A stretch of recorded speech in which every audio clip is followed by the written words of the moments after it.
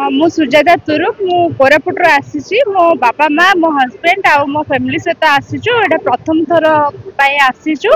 बहुत सुंदर लगुच जगटा गहल भी भल है आ नुआ वर्ष निमंते समस्त को शुभेच्छा मोर समस्ते नुआ वर्ष खुशी रुहतु आ समस्ते खुशी स्प्रेड करंतु एठी पिकनिक स्पॉट जमती सेठी पाई पार्किंग व्यवस्था टिके भल होइथांता आ पानी पाई सुविधा हेतले भल होइथांता हाँ पायखाना भी नाही एठी पायखाना हेतले भी भल एठी लाइटिंग व्यवस्था हेतले भी भल होइथांता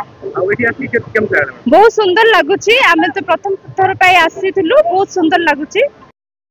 परिचय अछि राजेश विषय बोबिया पंचायत डाबुडा कहवा गले ना जे गुलमी माने जलप्रपात एते बढ़िया अछि जे माने पूरा बढ़िया अछि लोक प्रबल गहली आसु हम सांग मन सांग आसु गोटे 10 जण आसु सांग माने मिनिमम गोटे 15-2000 लोक अछंती एठी भल लागे प्लेस टा भल अछि सब भल अछि मस्त लागुची ना होची महेंद्र विषय हम बोबिया आसु सब पिकनिक करिया 10-15 जण सांग मिसिकिना आसु 11-12 पहुंचिलु खाना भी बनाई किना तापरे एबे टिके बुली हो बाहरचु बहुत भल लगिला जगटा गहली बहुत अच्छे लोक भी बहुत अच्छे हाँ बहुत बाहर लोक भी आसते छत्तीसगढ़ रु आम ओडिशा रु जेते अच्छे पाखापाखि लोक पर्यटन स्थल भल अच्छी गुलमीटा भुवनेश्वर रु आसचु आमे ईस्ट कोस्ट रेलवे चाकरी करचु हम गांव रे सेबे टिके बुलिया पे आस्तिलु बढ़िया लागला बुली प्लेस टा बहुत अमेजिंग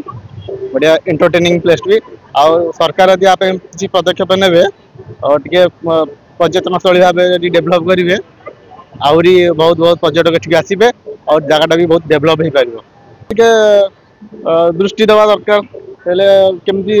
अधिक अधिक पर्यटक आसीपारे और ये डेभलप हम करेंगे लाट्रिन बाथरूम सब कले अधिक रु अधिक पर्यटक आसीपारे ठीक मो ना अभिषेक मु कटक रु आसी